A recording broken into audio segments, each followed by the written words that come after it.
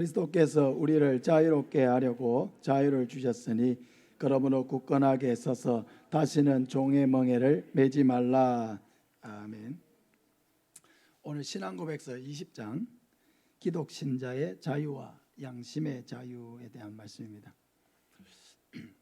지난주에 한 장을 너무 다 끝내려고 하는 욕심이 있어가지고 하다 보니까 너무 많은 내용을 지난주에 이렇게 해서 시간도 많이 걸리고 좀 어려움이 됐던 것 같습니다. 그래서 저도 한꺼번에 너무 많은 것을 해야 된다는 욕심을 좀 내려놓고 조금씩 그렇게 하려고 하는데, 그래서 20장은 두 번에 나누어서 하려고 합니다. 오늘은 기독 신자의 자유에 대한 부분을 다루고, 다음에 양심의 자유에 대한 부분은 또 다음에 다루도록 하겠습니다. 신앙고백서 1장에서 18장까지는 우리는 무엇을 믿어야 하고 어떻게 구원을 받을 수 있는가, 그것에 대한 고백이었습니다. 18장까지는. 그리고 19장부터 35장까지는 이제 구원받은 성도는 어떻게 살아야 하는가. 그러니까 믿음이라고 하는 것은 결코 삶과 동떨어져 있지가 않죠. 믿으면 반드시 그 믿음은 우리의 삶으로 나타나야 한다는 것입니다. 기독 신자의 자유는 우리가 예수 그리스도를 구주로 믿게 됨으로써 누리게 된 은혜를 말합니다. 그러니까 예수님을 믿음으로써 우리가 자유를 누리게 되었다. 그러니까 자유라고 하는 것은 뭐뭐로부터의 자유죠. 뭐뭐로부터의 자유. 예수님을 믿음으로써 우리가 어떤 것으로부터 자유를 얻게 되었느냐, 그 부분을 오늘 다루려고 합니다.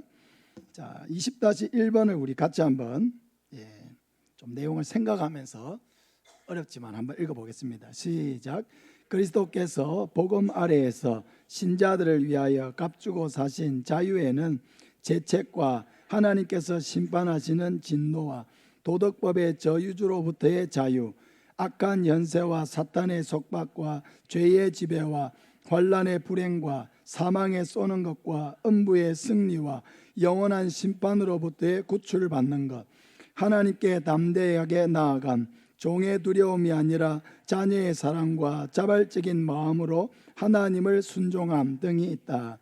이 모든 것은 율법 아래 있던 신자들에게도 동일하였다. 새 언약하에서 신자의 자유는 확장되어 그들은 유대교회가 복종했던 의식법의 굴레에서 자유로우며 율법 아래 있던 신자들의 통상적으로 참여한 것보다 은혜의 보좌에 더욱더 담대하게 나아가며 하나님의 너그러운 성령과 더욱 풍성하게 교제하는 데까지 이르렀다.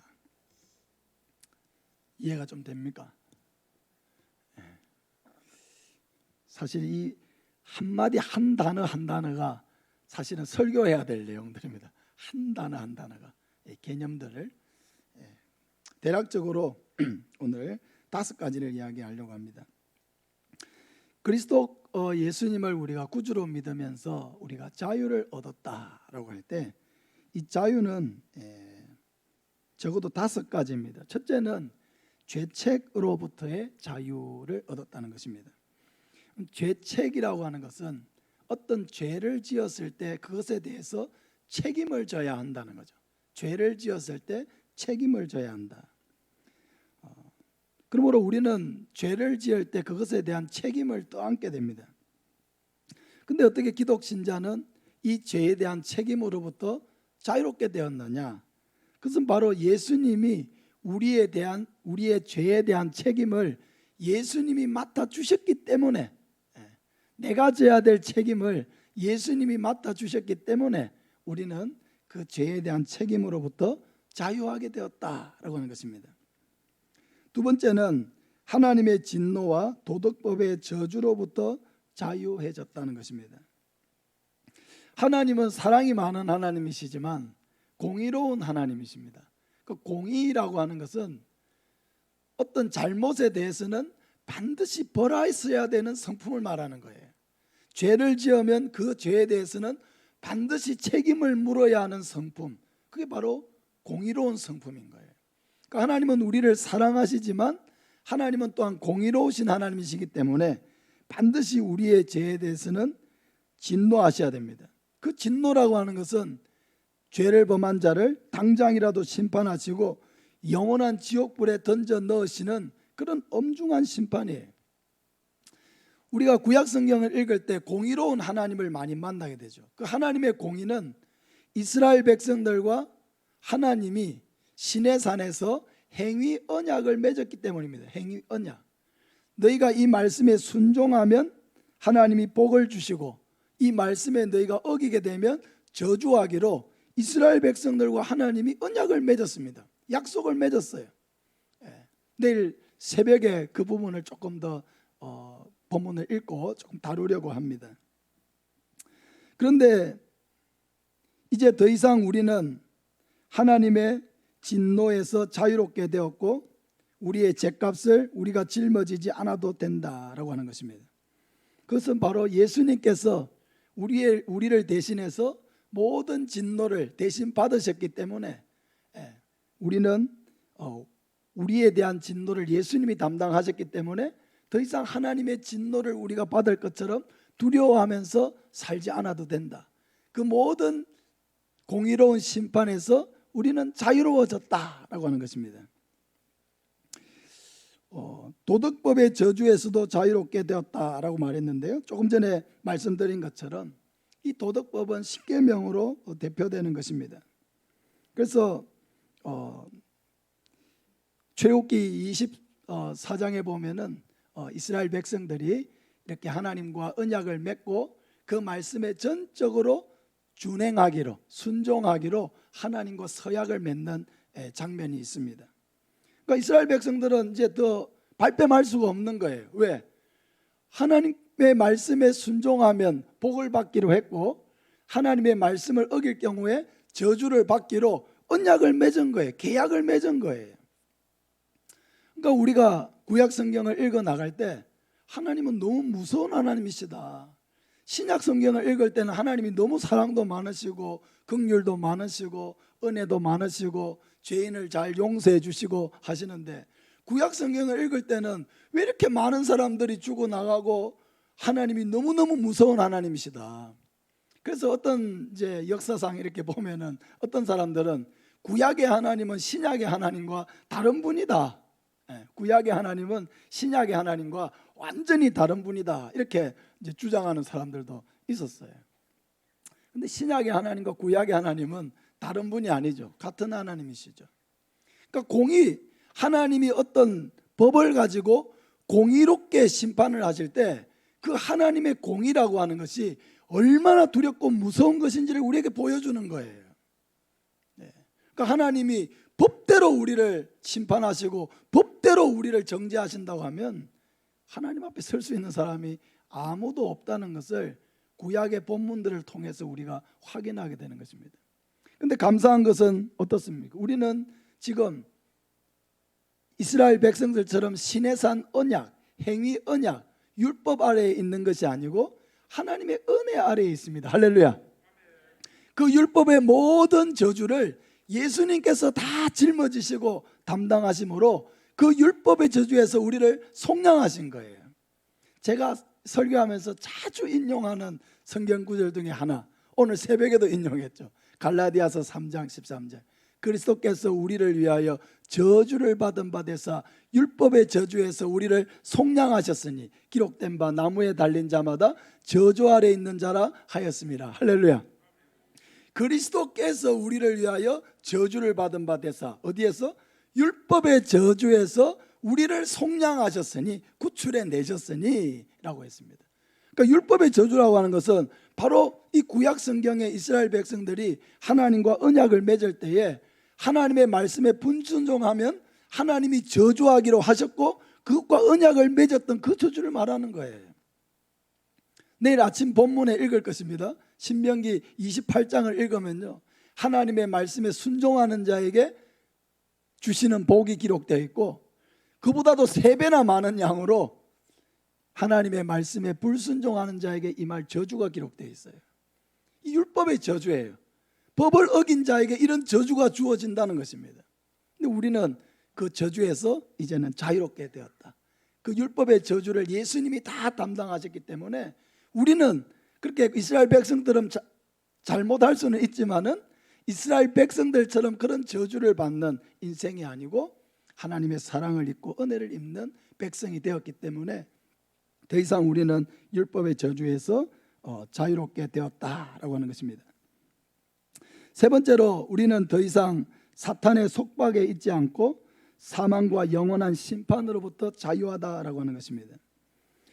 우리는 믿지 않을 때에 사탄의 지배하에 있었지만 예수 그리스도를 구주로 믿은 후에는 성령의 인도를 받는 자가 되었습니다. 그러므로 사탄은 우리가 이 땅을 사는 동안에 영향을 줄 수는 있지만은 더 이상 우리를 지배하지는 못합니다. 우리는 사탄을 물리치고 대적하고 결박시키고 또 예수 그리스도의 이름으로 승리할 수가 있습니다. 우리를 강제로 사탄이 어떻게 할 수가 없어요. 교묘하게 우리의 생각에 찾아와서 우리를 미혹하고 시험 들게 하고 넘어지게 할 수 있지만은 우리가 성령 안에서 깨어있기만 한다면은 얼마든지 이러한 사탄의 교묘한 유혹과 교묘한 접근을 다 차단할 수가 있다는 것입니다. 죄 아래에 있는 자는 육신의 죽음과 영원한 지옥의 형벌을 받을 수밖에 없지만은 우리는 예수 그리스도로 말미암아 부활에 동참해서 영원한 천국을 상속받게 되었기 때문에 이제 더 이상 하나님의 심판에서 자유롭게 되었습니다. 오늘 오전에 읽었던 말씀 중에 그런 말씀이 있죠. 한 번 죽는 것은 사람에게 정해진 것이요 그 후에는 심판이 있으리니. 그러나 우리에게는 이제 심판이 다 지나간 것입니다. 우리가 여전히 믿지 않는 상태에 있다면 하나님의 심판을 받게 되겠지만 우리가 받아야 될 그 죄의 심판을 예수님이 다 담당하셨기 때문에 우리는 심판을 받지 아니하고 영원한 천국으로 갈 수 있게 된 것입니다. 그래서 우리는 영원한 사망과 이런 심판으로부터 자유하게 된 것, 이것이 바로 우리 성도가 누리게 된 은혜인 것입니다. 네 번째로 성도는 하나님께 담대하게 나아갈 수가 있게 되었다는 것입니다. 율법 하에서 성도는 하나님께 담대하게 나아가지 못했습니다. 직접 나아가지 못하고 어떻게 나아갔습니까? 제사장을 통해서 또는 대제사장을 통해서 하나님 앞에 나아갔어요. 대제사장은 하나님과 이스라엘 백성들 사이에 중보자의 역할을 하는 거죠. 중재자의 역할을 하는 거죠. 대제사장을 통해서 하나님 앞에 나아가고 대제사장을 통해서 하나님 앞에 제사 드리고 예배 드리고 하는 것이지 자기가 직접 하나님 앞에 나아갈 수가 없어요. 그런데 예수 그리스도를 구주로 믿는 성도는 이제 어떻게 되었습니까? 하나님을 아바 아버지라고 부르고 하나님 앞에 직접 나아갈 수가 있게 되었다는 것입니다. 우리가 이렇게 앉아서 예배드리는 여기가 어디냐면 구약적 개념으로 보면 바로 여러분이 지성소에 들어와 있는 것입니다. 할렐루야.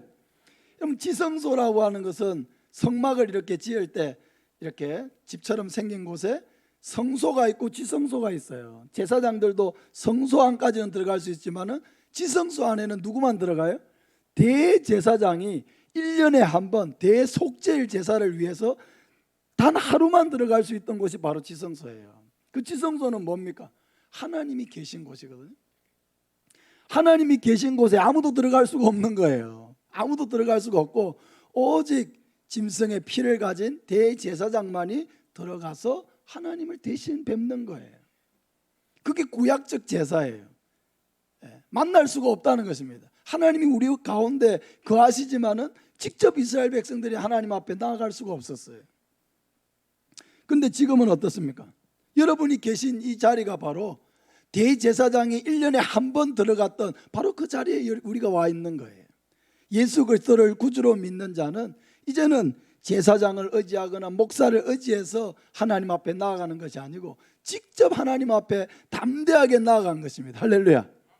여러분이 하나님 앞에 나올 때 막 예배당에 들어올 때 막 죽으면 어떡하지 하는 두려움을 가지고 온 사람은 없잖아요. 기쁨으로 왔잖아요. 하나님 앞에 은혜 가운데 소망하면서 이 자리에 예배드리러 오셨거든요. 그러니까 이 시대는 바로 은혜의 시대, 하나님 앞에 직접 나아가는 시대가 되었다는 것입니다. 예수 그리스도를 구주로 믿는 자는 그 예수님을 믿는 믿음만 가지고 하나님 앞에 직접 나아가서 직접 하나님 앞에 예배드리고 직접 하나님 앞에 감사하고 또 직접 하나님 앞에 기도하고 또 자기가 무슨 죄를 지었거나 잘못한 일이 있을 때 가톨릭처럼 신부님 앞에 가서 고해성사를 해가지고 이렇게 하는 것이 아니고 자기의 죄를 가지고 직접 하나님 앞에 나아가서 자기의 죄를 고하고 하나님의 용서를 받는 그런 은혜의 시대라는 거예요. 그래서 우리가 이렇게 하나님 앞에 나와서 직접 예배 드리는 이것을 담대하게 하나님 앞에 나아가게 되었다, 이런 표현을 쓰고 있어요. 구약의 성도들은 그 어느 누구도 담대하게 하나님 앞에 가지 못했어요. 어느 누구도 하나님을 아버지라고 부르지 못했습니다. 하나님을 아버지라고 하는 개념은 있었어요. 개념. 엘리압이라는 이름 있죠. 다윗의 제일 큰형 이름이 엘리압이죠. 엘리압이라는 말은 나의 하나님은 아버지이시다, 이런 뜻이에요. 엘리압. 엘리가 나의 하나님이잖아요. 예수님이 엘리 라마 사막다니 하죠. 나의 하나님, 나의 하나님. 그러니까 아브가 아버지거든요. 엘리압, 나의 하나님은 아버지이시다. 하나님이 내 아버지라고 하는 개념은 있었다는 것입니다. 개념은 있었지만 어느 누구도 하나님을 아버지라고 직접 부르지는 못했어요. 왜? 하나님은 두려운 하나님이었기 때문에. 제3계명에 내 이름을 망령되이 부르지 말라, 내 이름을 망령되이 부르는 자를 결코 죄 없다 하지 아니하리라. 그들은 이 말씀을 두려워했어요. 혹시라도 내가 하나님의 이름을 부를 때에 망령되게 부르고 함부로 부르고 경솔하게 부를까 봐 하나님의 이름 자체를 부르지 못했어요. 그리고 우리가 지금 이 시대에 와서 이스라엘 백성들이 하나님의 이름을 너무 두려워한 나머지 하나님의 이름을 제대로 불러본 적이 없으니까 하나님의 이름을 원래 어떻게 불렀는지를 잃어버렸어요. 우리가 여호와라고 이렇게 번역되어 있지만은 실제로 하나님의 이름이 여호와이지는 않아요. 번역된, 그것을 그냥 번역해서 그렇게 우리가 부르는 것이지. 그래서 어떤 사람들은 야훼라고 했죠. 조영기 목사님은 항상 하나님을 야훼라 했죠. 야훼 하나님, 야훼. 우리는 보통 이 성경에는 여호와라고 번역되어 있죠. 그러나 야훼일 수도 있고 하지만은 정확하게 하나님의 이름이 뭐였는지 어떻게 불렀는지는 몰라요. 철자는 남아있어요. 철자는 테트라그라마톤이라고 해요. 테트라그라마톤. 하나님의 글자, 네 글자예요. 네 글자. 히브리어로 네 자인데 이 네 자를 원래 하나님의 이름을 어떻게 불렀는지 아무도 몰라요. 왜?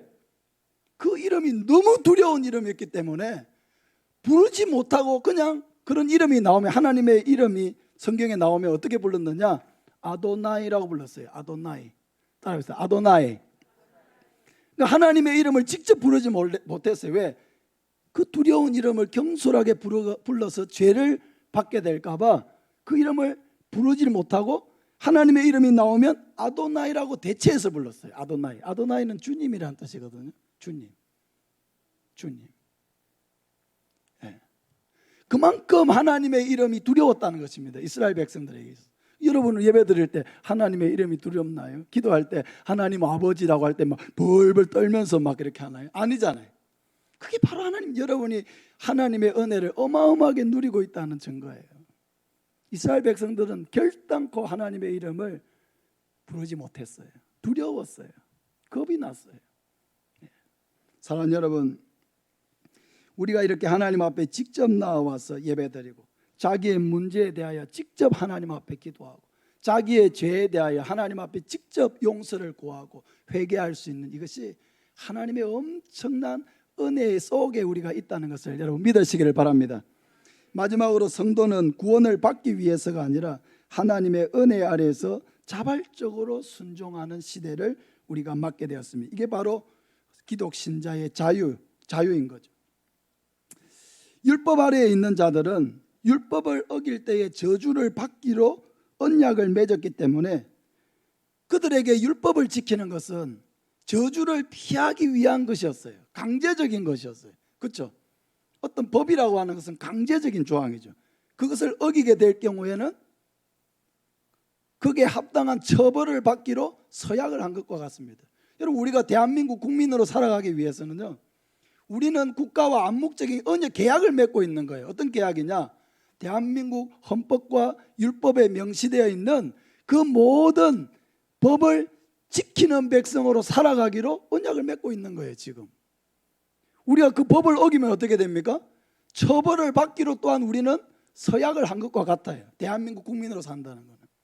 그러니까 우리는 교통을 위반하면 범칙금을 내야 되고요, 사고를 내면은 재판에 회부될 수도 있고 감옥에 갈 수도 있는 거예요. 왜? 국가와 우리가 그런 언약을 맺고 있기 때문에. 그러니까 그 법이라고 하는 것은 우리에게 굉장히 강제 조항인 거예요. 강제 조항. 국민으로 살면서 나는 법을 지키지 않겠다 이렇게 할 수가 없는 거예요. 이스라엘 백성들에게 있어서 바로 율법이라는 게 그런 개념이었어요. 그들은 율법을 지키지 않으면 저주를 받기로 되어 있기 때문에 그 율법을 지키는 것은 그들이 살기 위해서는 어쩔 수 없는 것이었어요. 그러니까 우리가 신약 성경에 보면 바리새인, 서기관 이런 사람들이 마음으로는 그렇지 않으면서도 겉으로는 율법을 지키기 위해서 얼마나 애를 씁니까? 사도 바울도 어떻게 얘기합니까? 율법의 의로는 흠이 없는 자로다 이랬어요. 자기 스스로를. 그만큼 철저하게 율법을 지켰다는 것입니다. 이 율법의 조항이 몇 개냐면 총 613가지예요. 그 율법은 하라, 하지 말라는 명령으로 되어 있죠. 하라는 명령을 하지 않거나 하지 말라는 것을 하거나 그게 다 율법을 어기는 거예요. 그 613가지를 확실하게 지켜야 율법을 다 지키는 것입니다. 그러니까 이스라엘 백성들에게는 이 율법을 지키는 게 그냥 모든 삶이에요. 그러나 그 마음에는 뭐가 없었을까요? 자유와 기쁨과 평안은 없었습니다. 율법을 지키지만은 자기 안에는 기쁨이 없었다는 거예요. 왜? 이걸 지키지 않으면 그게 따른 저주를 받기로 되어 있기 때문에 항상 그들의 마음속에는 율법을 지키면서도 하나님이 원하는 만큼 만족스럽게 못 지키면 어떡하지라고 하는 두려움, 그리고 그걸 못 지켰기 때문에 하나님께서 그것에 대한 책임을 물으면 어떡하지라고 하는 두려움. 그러니까 율법을 지키면서도 항상 어때요? 마음이 조마조마한 거예요. 조마조마해. 그러면 시집을 왔는데 시어머니가 너무 까다로운 거예요. 나름대로는 너무 잘하려고 애를 쓰긴 쓰는데도 시어머니는 막 눈곱만큼도 마음에 들어 하지 않는 거예요. 그런 시어머니 만나봤습니까? 예? 그럴 때 어떨 것 같아요? 며느리가 어머니를 만나러 올 때 어떤 마음일 것 같습니까? 나름대로 애를 쓰긴 쓰는데 나를 도무지 만족스러워하지 않아. 내가 아무리 잘하려고 애를 써도 계속 꼬투리를 잡는 거예요. 그럼 어떻게 해요? 여러분의 마음속에 시어머니를 만나 뵙는다는 것은 여러분에게 기쁨과 즐거움과 기대를 주는 겁니까? 아니면 두렵고 조마조마한 것입니까? 조마조마하겠죠. 또 이번에는 가면은 나는 잘한다고 하고 최선을 다하겠지만은 또 어떤 일을 가지고 어머니가 나를 또 꼬투리를 잡아서 이렇게 상처를 주고 아픔을 줄까 이 생각하면은 그게 편하지 않은 거예요. 이스라엘 백성들에게 하나님을 만난다는 것, 예배를 드린다는 게 바로 그런 느낌이었어요. 왜? 율법이라고 하는 건 너무 엄중한 것이기 때문에 그 율법을 따라서 하나님이 엄격하게 죄를 정하시면 아무도 그 앞에 설 수 있는 사람이 없는 거예요. 그러니까 하나님 앞에 나아간다는 것, 예배를 드린다는 것, 이 모든 일이 다 두려운 것이었어요. 근데 지금은 어떻습니까? 이미 구원받은 우리는 더 이상 율법을 어김으로 저주받을 것에 대한 두려움으로 말씀을 지키지 않습니다. 여전히 우리는 부족한 것이 많지만은 우리는 하나님 앞에 나와서 하나님께 섬기고 봉사하고 예배할 때 우리 마음에는 기쁨과 즐거움이 있습니다. 그리고 하나님 주시는 은혜를 따라서 자발적으로 뭔가를 하나님 앞에 드리고 싶고 자발적으로 헌신하고 싶고 자발적으로 봉사하고 싶고 막 이런 마음들을 하나님께서 성령으로 우리 마음속에 충만하게 부어주시는 거예요. 그 섬김에 있어서 우리는 자유가 있고요, 예물을 드림에 있어서 자유가 있고 또 우리가 뭔가 하나님 앞에 예배드림에 있어서도 자유가 있는 거예요. 어느 누구도 여기에 강제로 막 제가 여기 안 오면은 막 수갑 채우겠습니다 해가지고 오신 분은 아무도 없는 거예요. 사랑하는 여러분, 이제 우리는 하나님 앞에 나아가서 구약의 성도들은 상상도 할 수 없는 그런 은혜 속에서 우리는 하나님과 교제하고 하나님께 기도하고 하나님께 예배드리고 하나님께 용서를 받고 하나님과 동역하고 하나님과 교제하는 그런 은혜의 시대를 우리가 살고 있습니다. 누구 때문에? 예수님 때문에. 예수님 때문에. 사랑하는 여러분, 하나님이 우리를 그리스도 안에서 구원하시고 하나님의 자녀로 삼으신 것은 우리를 속박하기 위한 것이 아니라 자유하게 하시기 위한 것이었습니다. 오늘 우리 읽었던 본문을 다시 한번 볼까요? 갈라디아서 5장 1절 같이 한번 더 읽겠습니다. 시작. 그리스도께서 우리를 자유롭게 하려고 자유를 주셨으니 그러므로 종의 멍에를 매지 말라. 그리스도께서 우리를 자유롭게 하시려고 우리에게 자유를 주셨다는 것입니다. 또 로마서 8장 1절 2절 우리 같이 한번 읽겠습니다. 그러므로 이제 그리스도 예수 안에 있는 자에게는 결코 정죄함이 없나니 이는 그리스도 예수 안에 있는 생명의 성령의 법이 죄와 사망의 법에서 너를 해방하였습니다. 할렐루야. 죄와 사망의 법이 뭐예요? 그게 바로 율법이에요. 율법은 우리의 죄를 정죄하는 것입니다. 우리가 죄와 사망의 법 아래에 있다고 하면은 그 죄와 사망의 법은 계속 우리의 죄를 정죄하는 거예요. 끊임없이 우리의 죄를 정죄하는 것입니다. 그러니까 율법의 기능이 그거예요. 하나님의 관점으로 죄가 무엇인지를 우리에게 가르쳐 주는 거죠. 하나님의 관점에서 죄가 무엇인지. 왜? 사람은 다 자기 생각이 다르고 자기가 죄로 생각하는 것과 죄가 아니라고 생각하는 것이 다르거든요. 우리는 상처를 주고도 나는 죄를 짓지 않았다 생각해요. 왜? 나는 상처를 내가 줬다고 생각하지 않으니까. 지가 받은 거지 나는 상처를 준 적이 없다는 거예요. 따라합시다. 피해자 중심으로 생각하자. 피해자 중심으로 생각해야 돼요. 피해자가 상처를 받았다는데 나는 상처를 준 적이 없다고 하면은 그건 안 되는 거예요. 하나님이 그것은 죄야 라고 하면 죄인 거예요. 하나님의 관점에서 죄가 무엇인지를 가르쳐 주는 게 바로 율법이에요. 율법. 근데 우리는 율법을 다 지킬 수는 없죠. 그러나 그 율법을 통해서 우리가 하나님의 공의로 판단하자면 마땅히 죽을 수밖에 없는 죄인이라는 것을 어떻게 아느냐? 율법을 통해서 아는 거예요. 율법을 통해서. 그 율법의 기능인 거예요. 내가 죄인이라는 것을 가르쳐 주는 것이죠.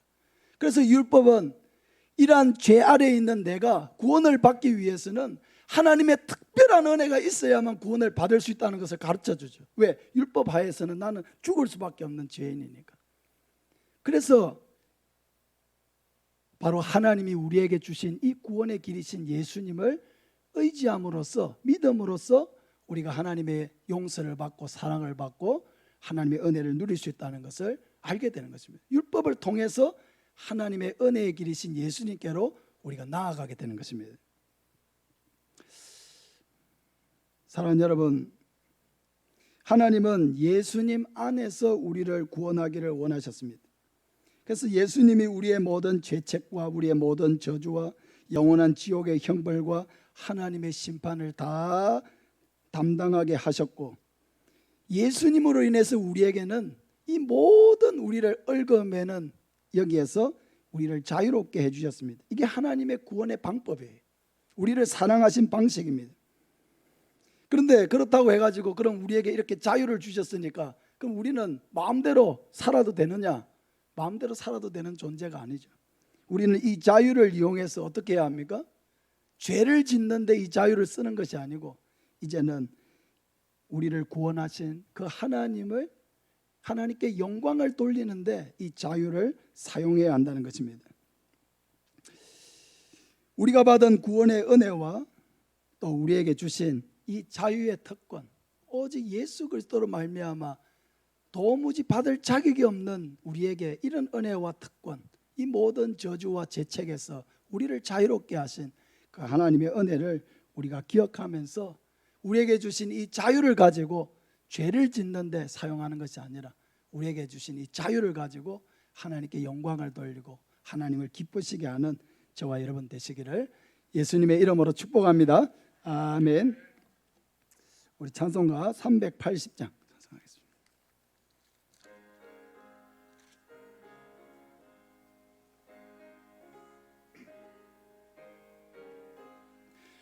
나의 생명 되신 주 주님 앞에 나아갑니다. 주의 흘린 보혈로 정케하사 받아주소서. 날마다 주를 찬송하겠네. 주의 사랑 줄로서 나를 굳게 잡아 매소서. 괴로운 세상 지날 때 나를 인도하여 주소서. 주를 믿고 나가면 나의 길을 잃지 않겠네. 날마다 주를 찬송하겠네. 주의 사랑 줄로서 나를 굳게 잡아 매소서. 세상 살아갈 때에 주를 더욱 사랑합니다. 밝고 빛난 천국에 나의 영혼 들어가겠네. 날마다 주를 찬송하겠네. 주의 사랑 줄로서 나를 굳게 잡아 매소서. 아멘. 네, 예배 후에 전도 훈련이 있고요. 훈련 마치고 바로 아마 4시 반에 우리 이원건 집사님, 최기자 권사님, 우리 그 장모님 장례식장에 문상을 가도록 하겠습니다. 전도 대상자 작전 카드를 오늘 많이 내지지 않으셨어요.